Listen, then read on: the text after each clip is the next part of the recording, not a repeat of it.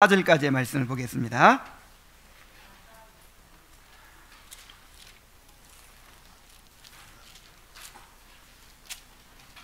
자, 한 목소리로 읽겠습니다. 자, 시작. 그의 아들에 관하여 말하면 육신으로는 다윗의 혈통에서 나셨고 성결의 영으로는 죽은 자들 가운데서 부활하사 능력으로 하나님의 아들로 선포되셨으니 곧 우리 주 예수 그리스도시니라. 아멘. 그리스도는 우리의 구원을 위하여 선지자와 제사장과 왕의 삼중직을 행하십니다. 그런데 낮아지심에서와 높아지심에서 행하십니다. 다시 말하면 비하의 상태와 승기의 상태에서 뭘 행하신다고요? 삼중직을, 선지자와 왕과 제사장의 직분을 행하십니다. 그래서 지난 몇 주간 동안 낮아지심의 상태에서 이제 행하신 일들을 살펴보았죠. 그의 낮아지심은 성육신과 지상의 생애와 고난과 십자가의 죽으심과 장사되심이었어요. 자, 그렇다면 그리스도의 높아지심은 무엇일까요? 51문에 나와 있어요. 한번 읽어봅시다. 자, 시작. 그리스도의 높아지심은 무엇입니까? 답. 그리스도의 높아지심은 그리스도의 부활과 승천, 하나님의 오른편에 앉으심, 그리고 세상을 심판하기 위하여 다시 오시는 것입니다. 자, 그리스도의 높아지심이 뭐예요? 부활, 승천, 하나님 우편에 앉으심, 재림. 다시 부활, 승천, 하나님 우편에 앉으심, 재림. 이렇게 네 가지로 나누어 생각해 볼 수 있어요.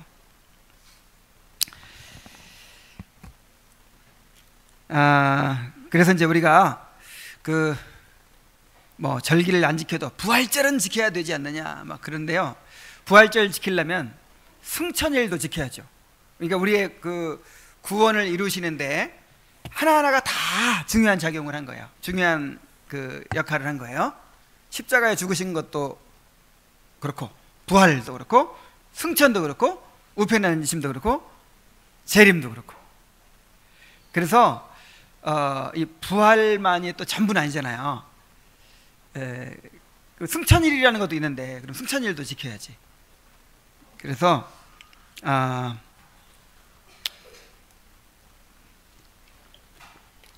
우리는 모든 주일이 다 부활주일이라고 믿고 그렇게 지키는 것입니다.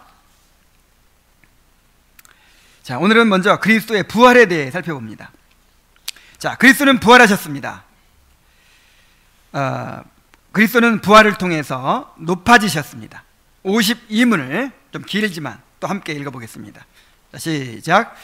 그리스도께서는 부활을 통해서 어떻게 높아지셨습니까? 답. 그리스도께서는 부활을 통해 다음과 같이 높아지셨습니다.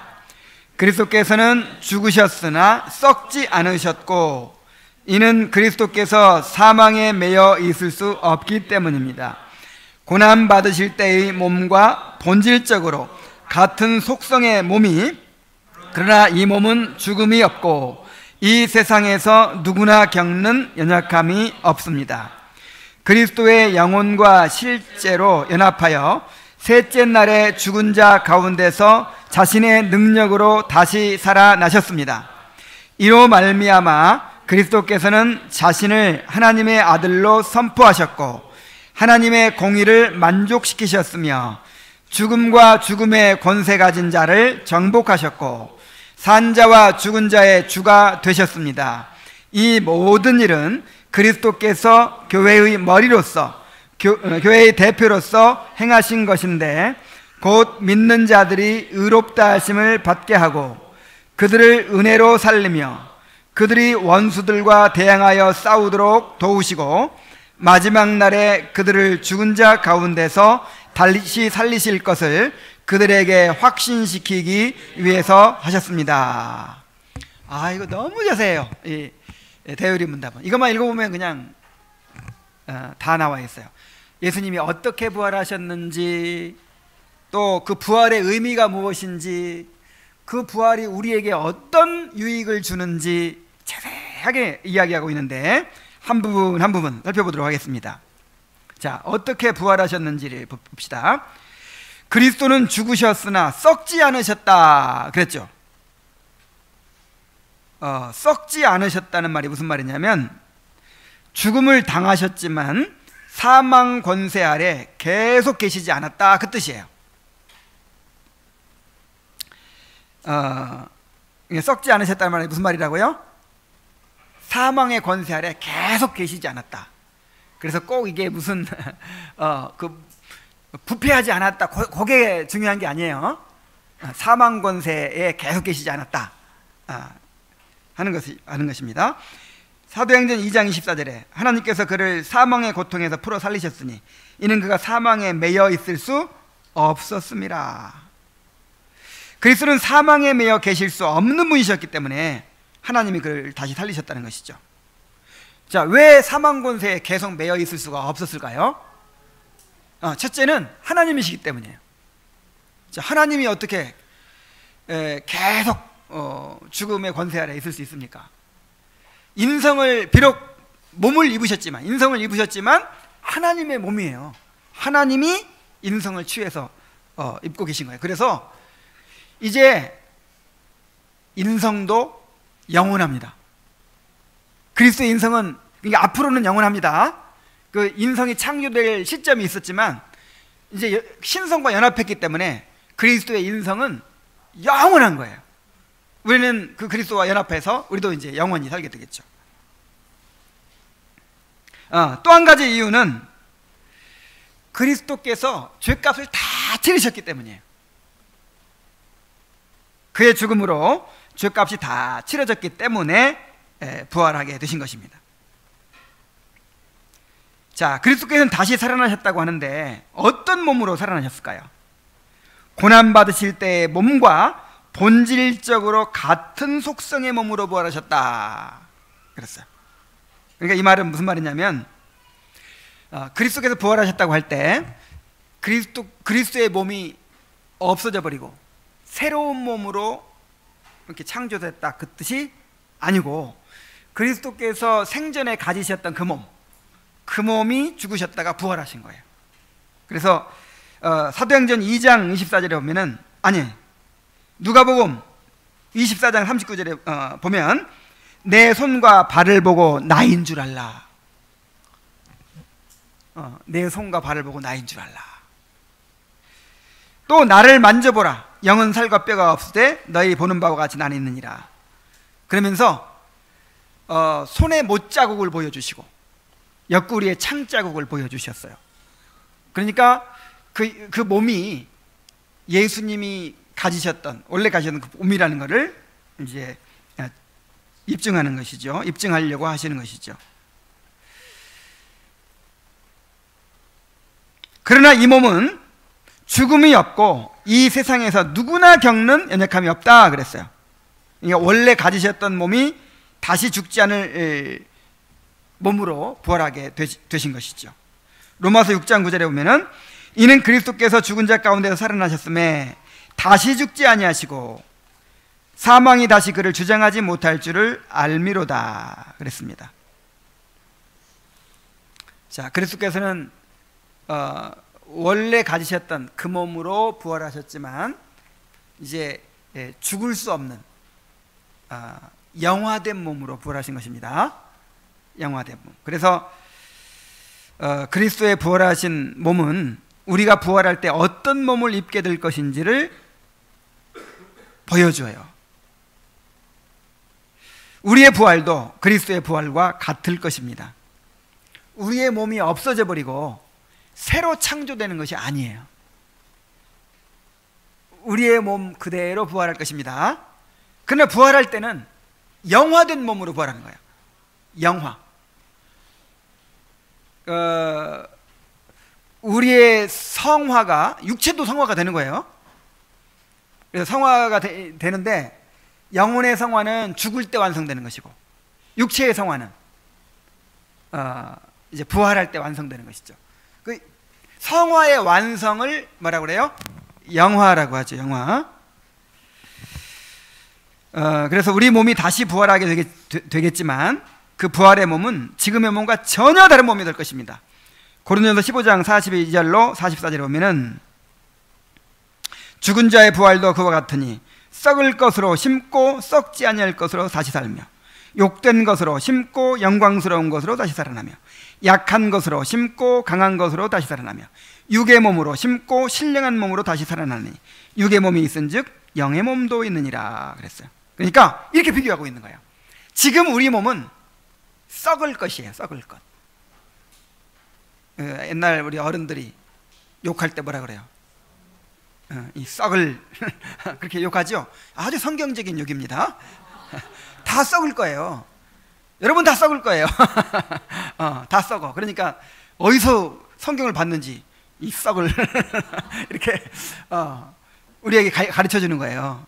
어차피 우리는 썩습니다. 그런데 부활하고 나면 썩어요, 안 썩어요? 썩지 않을 몸으로 부활해요. 그리고 지금 우리의 몸은 욕된 몸입니다. 욕된 몸. 좀 수치스러운 몸이라 이거예요. 여러분의 몸 전체를 다 보여줄 수 있어요, 없어요? 못 보여줘요. 그냥 부끄러운 부분이 너무 많아요. 그러니까 뭐 설명이 필요 없이 참 우리 몸은요 정말 이 욕된 몸이에요. 욕된 몸. 남한테 보여줄 수 없는 몸. 그런데 다시 부활할 때는 영광스러운 몸으로 부활해요. 지금은 약한 몸이에요.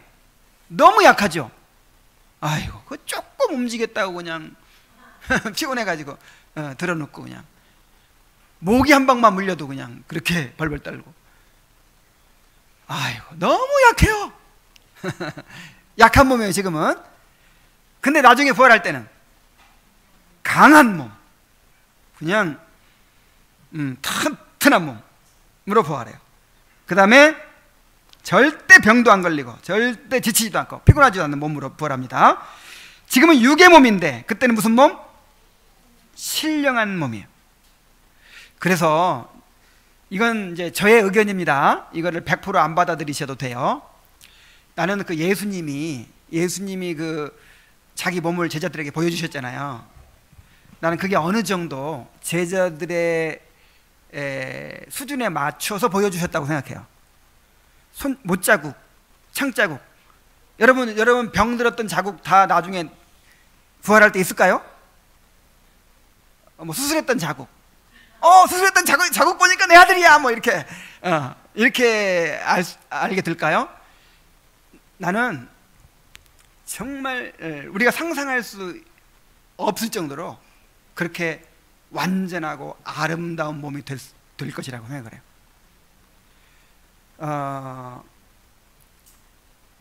나는 그 누에꽃이 있죠. 누에꽃이.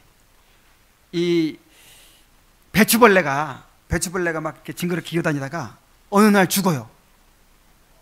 죽었다가 나중에 부활할 때는 어떻게 부활하죠? 나비가 돼가지고 그렇게 날아가잖아요.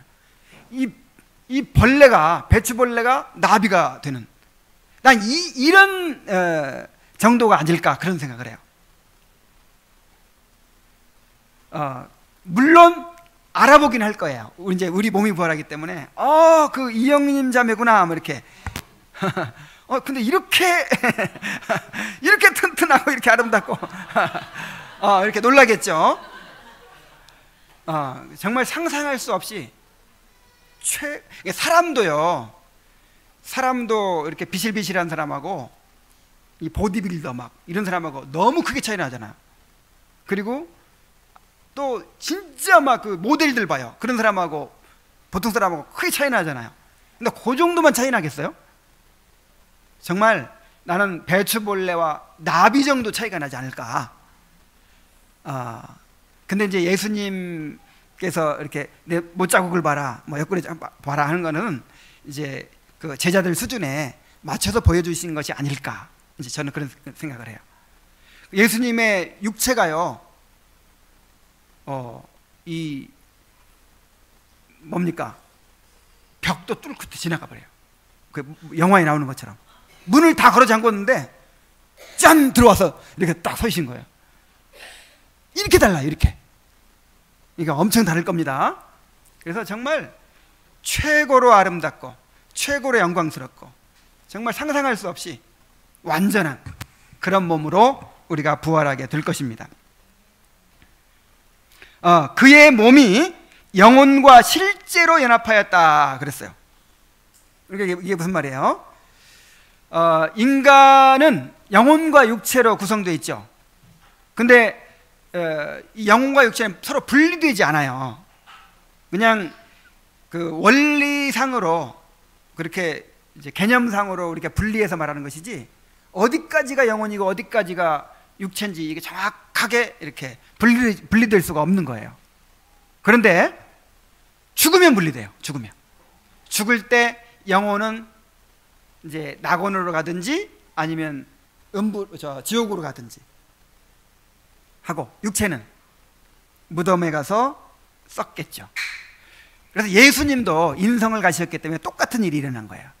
예수님의 육체는 어디로 갔어요? 무덤으로 가고, 영혼은 낙원으로 올라가신 거죠. 그랬다가 예수님이 부활하실 때 그 영혼이 이제 다시 연합하신 것이죠. 육체와. 우리의 부활이 이렇게 될 거예요. 우리의 부활이. 우리가 죽으면 이제 무덤 속에 들어가겠죠. 요즘에 무덤도 못 들어가고 이제 화장하겠죠. 그래서 이제 땅 흙이 돼버리는 거예요. 그리고 우리 영혼은 하늘에서 낙원에 가서 이제 부활을 기다리는 거죠. 안식을 누리면서, 기쁨을 누리면서 부활을 기다려요. 그래서 부활할 때 그 하늘에 있는 육체가 이 무덤에서 부활한 하늘에 있는 육체가 아니라 영혼이, 하늘에 있는 영혼이 무덤에서 부활한 육체와 연합을 다시 하게 되는 거예요. 바로 그 말을 하는 거예요. 그의 몸이 영혼과 실제로 연합하였습니다. 그리고 셋째 날에 죽은 자 가운데서 자신의 능력으로 살아나셨다 그랬어요. 자, 누구의 능력으로 살아나셨다고요? 자신의 능력으로. 그래서 하나님인 거예요. 하나님이시기 때문에 그의 신성으로 살아나셨어요. 그런데 성경은 또 다른 데서는 뭐라고 그러냐면 성부 하나님이 부활케 하셨다, 또 성령께서 부활케 하셨다, 이런 표현들이 있어요. 사도행전 2장 24절에 보면은 하나님께서 사망의 고통을 풀어 살리셨으니, 자, 여기서 하나님은 이제 성부 하나님을 가리키겠죠. 성부 하나님께서 사망의 고통을 풀어 살리셨다. 이는 그가 사망에 매여 있을 수 없습니다 그랬고, 로마서 8장 11절에 보면은 예수를 죽은 자 가운데서 살리신 이의 영이 너희 안에 거하시면 그리스도 예수를 죽은 자 가운데서 살리신 이가 너희 안에 거하시는 그의 영으로 말미암아 너희 죽을 몸도 살리시리라. 자, 예수를 죽은 자 가운데 살리신 이가 누구냐면 이제 하나님이죠. 그 다음에 살리신 이의 영은 성령이죠. 그래서 하나님이 성령을 통해서 그리스도를 부활케 하셨다. 그래서 여기서 우리가 무엇을 알 수 있어요? 예수님의 부활에도 삼위 하나님이 함께 역사하셨다. 삼위 하나님의 사역은 분리되지 않아요. 창조 사역에도, 또 구속 사역에도, 예수 그리스도를 부활케 한 사역에도 삼위 하나님이 함께 역사하시는 거예요. 그래서 예수님 자신이 부활하셨다 이렇게도 말하고, 하나님이 부활하게 하셨다 이렇게도 말하고, 성령께서 부활하게 하셨다 이렇게도 말하는 것입니다. 자, 이러한 그리스도의 부활의 의의는 무엇일까요? 부활에는 어떤 의미가 있을까요? 첫째로, 이로 말미암아, 그리스도의 부활로 말미암아 그리스도께서는 자신을 하나님의 아들로 선포하셨다 그랬어요. 자, 로마서 1장 4절 우리가 읽은 본문에 성결의 영으로는 죽은 자들 가운데서 부활하사 능력으로 하나님의 아들로 선포되셨다 그랬죠. 자, 이 성결의 영이란 말이 지금 3절과 대비되는 말이거든요. 그 아들에 관하여 말하면 육신으로는 다윗의 혈통에서 나셨고 그랬죠. 육신으로는 다윗의 혈통에서 나셨고, 성결의 영으로는 부활하셨고. 그러니까 지금 뭐하고 대비되고 있어요? 성결의 영이 육신. 여기서 말하는 육신은 인성을 말하는 거예요. 인성으로 하면 다윗의 혈통에서 나신 분이고, 그럼 인성에 대비되는 말이 무슨 말이에요? 성결의 영인데 인성 반대가 뭐예요? 신성이죠. 그래서 성결의 영은 신성을 가리키는 거예요. 성결의 영 하면 거룩한 영, 그런 뜻이거든요. 성부도 거룩한 영이시고 성령도 거룩한 영이시고, 하나님은 영이시니 그랬잖아요. 하나님은 영이시니. 그래서 성부도 거룩한 영이시고 성령도 거룩한 영이시고 또 그리스도도 거룩한 영이십니다. 성자도 거룩한 영이십니다. 그래서 그 인성으로 하면 다윗의 후손이지만 이 신성으로 하면 부활하심으로 하나님의 아들로 선포되셨다 하는 것입니다. 주님은 부활하기 전에도 하나님이셨죠. 그런데 그때는 인성을 이제 입고 계셔서 인성 속에 신성이 감추어 있었어요. 그래서 알아보는 사람만 알아보지 인정하지 않는 사람들 많죠. 예수님이 하나님이시라는 것을. 그런데 예수님께서 죽음에서 부활하심으로 내가 말했던 대로 나는 하나님이다 라는 사실을 이제 선포하셨다는 거예요. 부활 자체가 예수님이 하나님이시라는 메시지예요.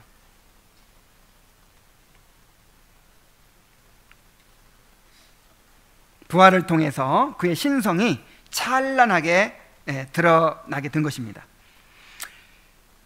자, 그래서 첫 번째 부활의 의미는 뭐라고요? 예수님은 누구시다? 하나님이시다 라는 선포라는 거예요. 뭐 석가모니, 마호멧, 소크라테스 이런 사람들은 다 사람이잖아요. 왜? 죽었잖아요. 무덤이 있잖아요. 근데 예수님은 그런 사람들과 이렇게 동렬로 얘기해서는 안 돼요. 4대 성인 뭐 이래서는 안 된단 말이에요. 예수님은 부활로 자신이 하나님이심을 선포하신 분이에요. 그 다음에 두 번째 의미는 뭐냐면 하나님의 공의를 만족시키셨으며 그랬어요. 이 죄에 대한, 인간의 죄에 대한 하나님의 공의의 요구가 무엇입니까? 형벌이죠. 형벌을 받으라는 거예요. 죄에 대한 형벌을 받으라는 거예요. 죄에 대한 형벌이 뭐예요? 죽음이에요. 그냥 육체적인 죽음만이 아니라 영원한 지옥의 형벌이에요.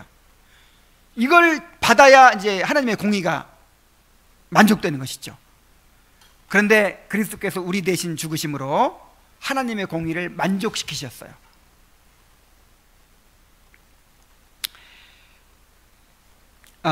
그런데 부활은 우리 죄에 대한 하나님의 공의로운 요구가 만족되었음을 선포한 사건이었어요. 만약에 하나님의 공의로운 요구가 만족되지 못했다면, 죄값이 아직 덜 치러졌다면 부활할 수 있었을까요? 없었어요. 죄값이 완전히 다 치러지고 공의의 요구가 만족되었기 때문에 우리의 언약의 머리이신 그리스도께서 다시 살아나실 수가 있었던 것이죠. 그 다음에 세 번째 의미는 뭐냐? 죽음과 죽음의 권세 가진 자를 정복하셨다 그랬어요. 죽음의 권세 가진 자가 누구예요? 사탄이죠. 사탄. 히브리서 2장 14절에 보면은 자녀들은 혈과 육에 속하였음에 그도 또한 같은 모양으로 혈과 육을 함께 지니심은 죽음을 통하여 죽음의 세력을 잡은 자 곧 마귀를 멸하시며 그랬죠. 그러니까 예수님이 이 육체를 입으시고 인성을 입으시고 우리와 같은 형제가 되신 목적이 마귀를 멸하기 위하심이었다는 거예요. 마귀를 멸하기 위하심이었다. 자, 마귀의 권세는 죄의 권세요, 사망의 권세입니다. 죄를 통해 인간을 노예로 삼고 사망으로 인간을 다스리는 거예요. 그래서 이제 그리스도께서 그 마귀를 없이 하러 오셨는데 마귀를 멸하시는 그 방법이 놀라워요. 죽음을 통해서 멸하신 거예요. 십자가에서 누가 이겼어요? 겉으로 봐서는 마귀가 이겼잖아요. 하나님의 아들을 모든 사람들에게 버림받게 만들고 처참하게 십자가에 죽였어요. 그래서 마귀가 승리한 것처럼 보였죠. 그러나 하나님의 지혜는 그런 패배처럼 보이는 십자가를 통해서 마귀의 그 죄의 권세, 사망의 권세를 결정적으로 패하셨어요. 그래서 십자가에서 마귀의 권세가 끝나버렸습니다. 마귀 권세는 죄를 가지고 우리를 지배하고 사망을 가지고 지배하는 건데 예수님이 그 죄값을 받으시고 십자가에서 대신 죽어버린 거예요. 그래서 우리가 이제 죄에서 벗어났죠. 그 다음에 사망에서 벗어났죠. 그래서 마귀가 더 이상 우리를 지배할 수가 없게 된 것입니다. 이제는 마귀가 하나님의 공의에 의해서 벌받을 일만 남은 거예요.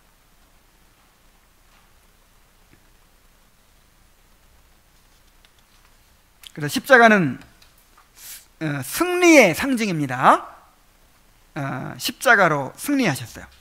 그 다음에 네 번째 의미는 뭐냐면 산 자와 죽은 자의 주가 되셨다 그랬습니다. 자, 로마서 14장 7절로 9절. 우리 중에 누구든지 자기를 위하여 사는 자가 없고 자기를 위하여 죽는 자도 없도다. 우리가 살아도 주를 위하여 살고 죽어도 주를 위하여 죽나니. 여러분 그렇게 살고 있습니까 지금? 여러분이 그렇게 살고 있다는 뜻이 아니고 신분 자체가 그렇다 이 말이에요. 그러니까 여러분은 지금 자기를 위해 사는 자가 아무도 없는 거예요. 자기를 위해 사는 자는 저 구원받지 않은 사람들이고, 여러분 구원 받았습니까? 그럼 자기를 위해 살도록 되어 있는 사람은 아무도 없어요. 다 자기에 대해 죽은 거예요. 자기에 대해 죽었어요. 그리고 누구를 위해 사는 사람 됐어요? 살아도 주를 위하고 죽어도 주를 위해 죽는 그런 존재가 됐어요. 지금 이제 그렇게 사는 일만 남았어요. 그런데 이를 위하여, 이렇게 우리를 만들기 위하여 그리스도께서 죽었다가 다시 살아나셨으니 곧 죽은 자와 산 자의 주가 되려 하심이라 그랬습니다. 그리스도는 자신의 죽으심과 부활을 통해서 죄의 노예요, 마귀의 노예 상태에 있는 우리를 속량하셨습니다. 자, 속량이 뭐예요? 속량. 노예로 잡혀서 이렇게 고난당하고 있는 사람을 구해주는 거예요. 어떻게? 노예 값을 치르고 노예를 사서 이제 자유롭게 해주는 거죠. 우리가 원래 하나님을 위하여 살도록, 살아도 하나님을 위하여 살고 죽어도 하나님을 위하여 사는, 하나님의 영광을 위하여 살아가는 존재로 지음받았는데 죄를 범하고 마귀의 노예가 되어버린 거예요. 찾아올라니까 뭐가 필요해요? 몸값이 필요해요. 몸값. 그 몸값이 뭐예요? 죄의 싹은 사망이라. 그냥 의인의 죽음 정도로 안 되고 하나님의 아들이 죽어야만 사올 수 있는 그런 값이에요. 엄청난 죄값을 지금 갚지 못해가지고 인질로 잡혀 있는 거예요. 그래서 그리스도께서 오셔서 하나님의 아들이 자기 몸으로 그 값을 치르시고 우리를 사셨습니다. 사셔서 이제 처음 창조 목적대로 살아도 주를 위하여 살고 죽어도 주를 위하여 사는 사람으로 다시 만들어 주셨습니다. 자, 이것이 이제 부활의 또 중요한 의미란 말이죠. 그래서 구체적으로 그리스도의 부활로 우리가 누리게 되는 유익을 또 말하고 있습니다. 자, 이 모든 일은 그리스도께서 교회의 머리로서 교회의 대표로 행한 것인데 그랬어요. 자, 이게 정말 중요합니다. 예수님의 모든 삶과 죽음, 예수님의 성육신부터 시작해가지고 모든 삶과 죽음은, 부활은 다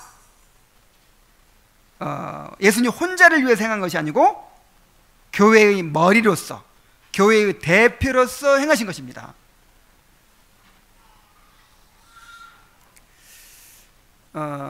문재인 대통령이 외국에 나가서 정상회담을 한다든지 할 때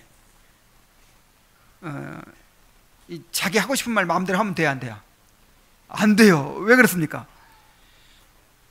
이 대한민국의 대표성을 가지고 하기 때문에 어떤 조약을 맺는다든지 아니면 뭐 이렇게 말 한마디를 하는 것도 정말 신중해야 돼요. 이게 다 누구한테 영향을 미쳐요? 우리 대한민국 전체에 영향을 미친단 말이에요. 그래서 항상 내가 대한민국의 대표다, 대한민국을 대신해서 말한다, 대한민국을 대신해서 조약을 맺는다, 대한민국을 대신해서 뭐 무슨 일을 행한다, 이런 의식을 항상 가져야 되겠죠. 그런 것처럼 예수 그리스도께서는 이 교회의 머리로서, 교회의 대표로서 행하신 것이 거라는 것이죠. 자, 원래의 머리, 원래의 대표가 누구였어요?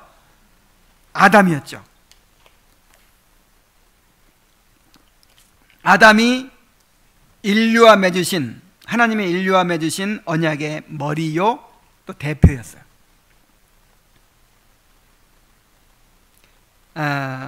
그런데 아담이 언약을 어기고 범죄함으로 모든 사람이 죄인 되고 사망에 이르게 된 것입니다. 아담이 행한 일은 대표로서 행한 일이라니까요. 머리로서 행한 일이라니까요. 그래서 아담이 범죄한 것이 우리가 범죄한 것으로 전가가 된 거예요. 이런 원리에 따라서 이제 그리스도가 아담을 대신해서, 실패한 아담을 대신해서 우리의 대표로, 우리의 머리로 이 땅에 오신 것입니다. 아담은 순종하는 데 실패했지만 그리스도는 완전하게 순종하셨습니다. 또 우리가 순종하지 못한 죄를 대신 담당하시고 죽으셨습니다. 그리고 우리를 위해서 부활하셨습니다. 그래서 율법 지킨 것도 우리의 머리요 대표로서, 또 죽으신 것도 우리의 머리요 대표로서, 부활하신 것도 우리의 머리요 대표로서 행하신 거란 말이에요. 그 모든 것들이 다 내가 행한 것이 돼요, 내가. 그래서 예수님의 율법을 완전하게 지키신 것이 내가 완전하게 지킨 것이 돼가지고 그 의가 나의 것이 되는 거예요. 그리고 예수님의 죽으심이 나의 죽으심이 돼가지고 내가 범죄했던 모든 죄가 다 용서되는 것이고, 예수님의 부활이 나의 부활이 돼서 내가 이제 새 생명을 얻는 것이죠. 자, 구체적으로 얘기하면 곧 믿는 자들이 의롭다 하심을 받게 하고 그랬어요. 로마서 4장 25절 함께 읽어보겠습니다. 자, 시작. 예수는 우리가 범죄한 것 때문에 내줌이 되고 또한 우리를 의롭다 하시기 위하여 살아나셨느니라. 자, 예수님이 부활하지 않았으면 우리가 어떻게 됐을까요? 고린도서 15장에 보면은 만일 부활이 없다면 너희가 여전히 죄 가운데 있을 것이요 그랬어요. 아니, 이게 무슨 말입니까? 예수님이 십자가에 달려 죽으셨으니까 우리 죄가 다 용서된 거잖아요. 그런데도 부활하지 않았다면 십자가에 달려 죽으신 효과가 우리한테 미치지 못한다는 거예요. 그냥 여전히 죄 가운데 우리는 있을 수밖에 없다는 거예요. 부활하심으로 우리가 의롭다 하심을 얻게 된 것입니다. 자, 그게 무슨 뜻입니까?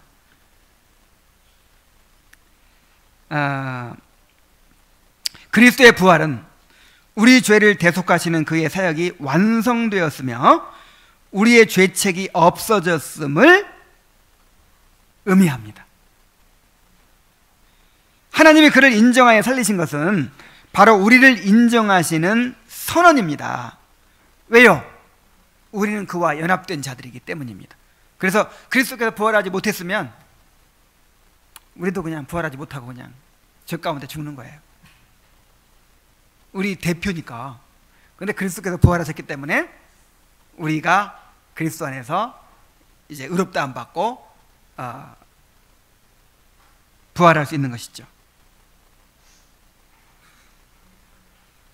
그래서 예수는 우리가 범죄한 것 때문에 내줌이 되고 우리를 의롭다 하시기 위해 살아나셨다. 이 말씀의 의미를 잘 이해하시기 바랍니다. 그 다음에 그들을 은혜로 살리며 그랬어요. 자, 예수님의 부활은 우리를 은혜로 어떻게 하는 것이 된다? 살리는 것이 된다. 다시 말하면 우리를 부활시키는 것이 된다. 에베소 2장 1절을 보면 한번 같이 읽어봅시다. 시작. 그는 허물과 죄로 죽었던 너희를 살리셨도다. 허물로 죽은 우리를 그리스도와 함께 살리셨고 너희는 은혜로 구원을 받은 것이라. 자, 허물과 죄로 죽었던 우리를 살리셨는데 어떤 방법으로 살리셨느냐? 우리를 그리스도와 함께 살리셨다 그랬어요. 자, 어떻게 살리셨다? 함께 살리셨다.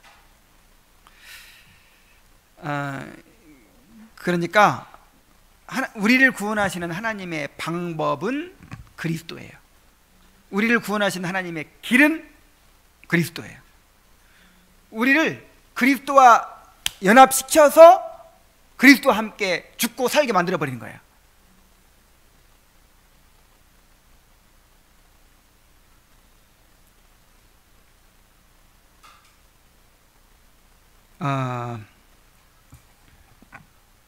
그래서 이제 그리스도와 연합한 사람들은 그리스도의 죽음에 연합해서 죄에 대해 죽어버리죠. 그리스도의 죽음에 연합해서 이제 죄가 다 없어져 버렸죠. 그리고 그리스도의 부활에 연합해서 부활하게 되는 거예요. 여러분 부활하셨습니까? 부활은 두 단계로 일어나요. 두 단계. 첫 번째 부활이 있고 두 번째 부활이 있어요. 자, 첫 번째 부활이 뭐예요? 예수님을 믿을 때 영혼이 살아나는 것이 첫 번째 부활이에요. 그 다음에 재림 때 육체가 부활하는 것이 두 번째 부활입니다. 로마서 8장에 한번 볼까요? 8장을 찾아봅시다.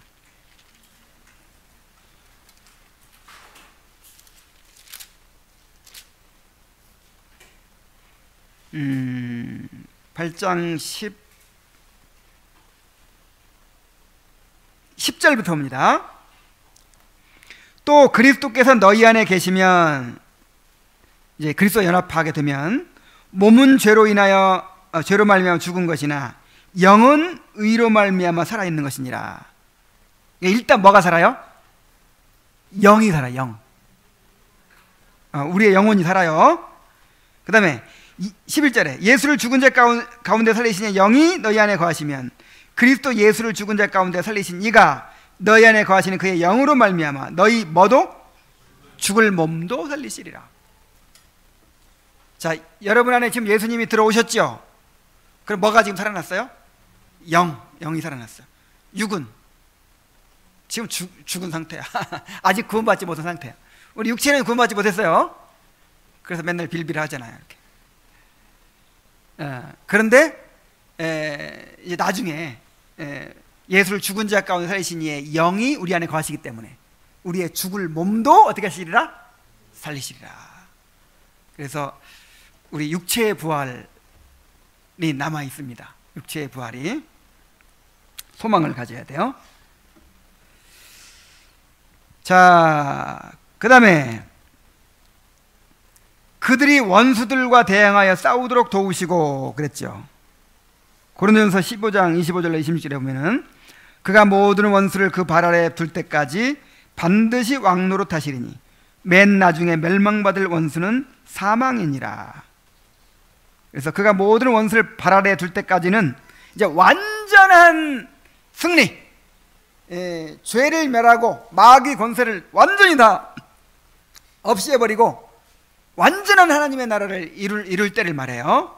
그때까지 주님께서 뭐 노릇하신다? 왕 노릇하신다. 통치하신다 이 말이에요. 그러니까 지금 완전 승리를 향하여 이 하나님의 나라가 완전히 이루어지고 우리의 구원이 완성되는 그 목적을 향하여 주님께서 지금 왕노릇하고 계세요. 통치하고 계세요. 주님이 뭐 노릇해요? 왕노릇. 하늘과 땅의 모든 권세를 가지시고 또 교회의 머리로서 하늘과 땅의 모든 권세를 가지시고 세상을 다스리시고 교회의 머리로서 교회를 다스리시면서 계속해서 우리의 구원을 이루어 가시고 또 우리가 죄와 싸우도록 도우시고 마귀의 권세와 싸우도록 도와주고 계신다 이 말이에요.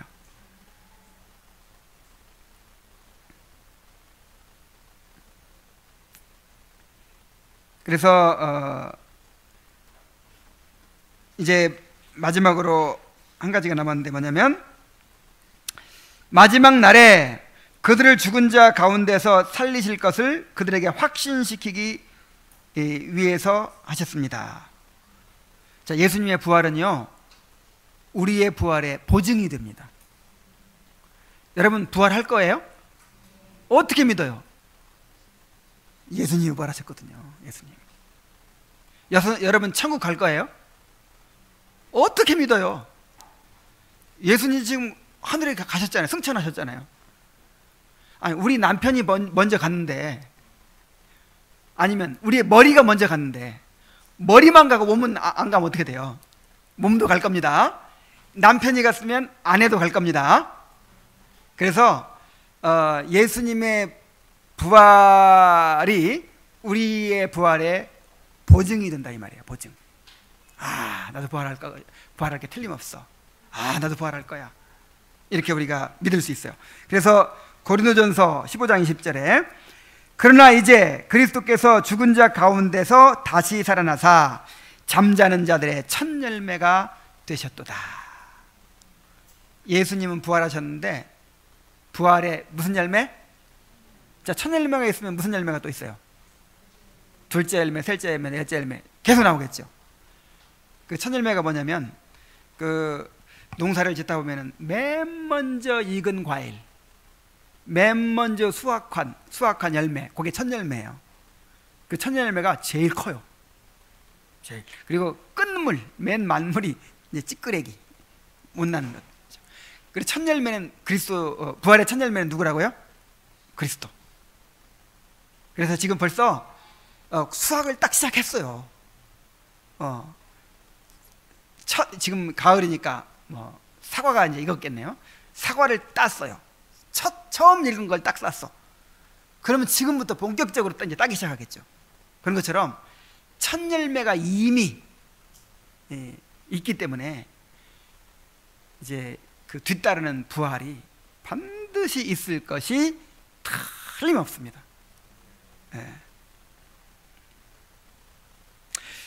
그 초대교회 때 사도들이 복음 전할 때 주로 어떤 말을 했을까요? 그리스도께서 부활하셨다는 말을 했어요. 그리스도의 부활. 왜 그랬을까요? 이 부활은요 지금까지 그리스도께서 말씀하신 것 그것이 다 사실임을 입증하는 거예요. 그냥 부활 하나면 다 끝나버려요. 부활하면 예수님이 부활하신 것만 믿어버리면 예수님의 십자가의 죽음이 정말 우리 죄를 위한 것이었고 하나님께 받아들여진 것이었다는 것이 입증되는 거예요. 예수님의 부활만 받아들여버리면 예수님이 하나님이신 것을 받아들일 수 있어요. 그리스도의 부활은 우리의 죄가 완전히 없어지고 우리가 의롭다 하심을 받았다는 사실을 증거하고 마귀의 권세가 정복되었다는 사실을 증거하고 그리스도가 왕으로서 다스리신다는 증거하고 우리가 부활하게 될 것을 보증합니다.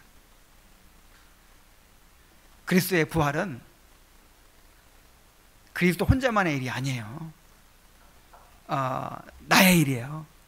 내 남편이 집을 샀어. 그러면 누구의 일이에요? 내 일이에요. 그리스도가 죽음을 이겨 부활한 것이 나의 일이란 말이에요. 그리스도의 부활을 깊이 묵상하면서 우리의 믿음과 소망을 더욱 굳게 하게 되기를 바랍니다.